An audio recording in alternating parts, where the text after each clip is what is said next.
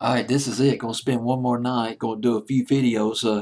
Talk about a couple of songs from Billboard's Hot 100 of June 26, 1976. Let me go to it for my 70s YouTube channel. Let me go up to Billboard's Hot 100. Got the digital version of Billboard's Hot 100. Billboard.com at number 50. Coming in at number 50. Up 12 from 62. This album was selling really fast for Firefall. It's from their debut album.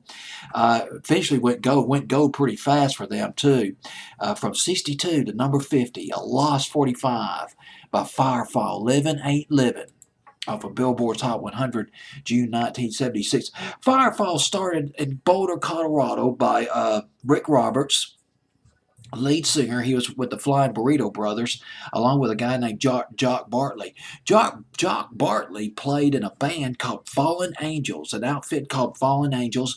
Graham Parsons, the legendary country rock singer, Graham Parsons, backup band, the Fallen Angels, and they formed Firefall 1973, 1974.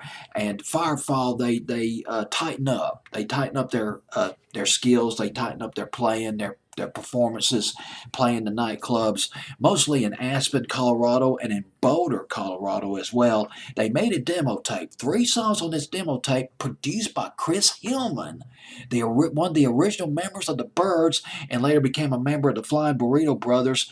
Worked closely with Graham Parsons to form the so-called country rock music in Southern California, or in California back in the late 60s, early 70s.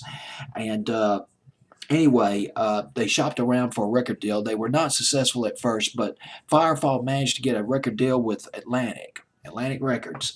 And their first album, their debut album, was made at the legendary Criteria Studios in Miami, Florida. Layla was recorded there.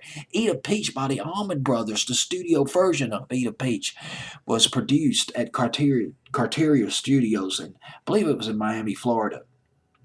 Just before they worked on their debut album, the group added another fellow, and it was a good ad. This guy was a multi-instrumentalist.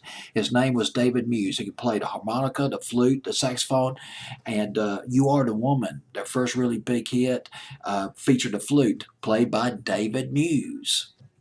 And their first record, though, off the album did not do too well. Livin' Ain't Livin', name of the song. Let me double check and make sure I got the record right. Hadn't heard this. Livin' Ain't Livin'. Hadn't heard this record in years by Firefall. Did not make top 40, but boy, it came close. Went to number 42. Billboard's Hot 100. That song did. But then You Are the Woman came right after that. It was a big hit. Summer, early fall of 1976. And that launched a string of easy listening records. Headed for a Fall. That was in spring of 1980. Strange Ways. That was in the fall of 78. Just Remember I Love You. That was in 1977. But my favorite song by Firefall. It was God. This was sort of a departure from their style, sort of a country record. Cinderella. Does anybody remember Cinderella? Where they used the GD word in there, which just in 1977 you just didn't cuss as much as you do now on records. But boy, I tell you what, that was one powerful storytelling record about Cinderella having a baby and they couldn't afford to have the baby. That was something else, but it wasn't a big hit for them. But I'm getting off topic. Let's go to this record, Livin' Ain't Livin'. Here is Firefall coming in at number 40. Was it 44, 46, 42? Number 50. Billboard's Hot 100, July 26, 1976.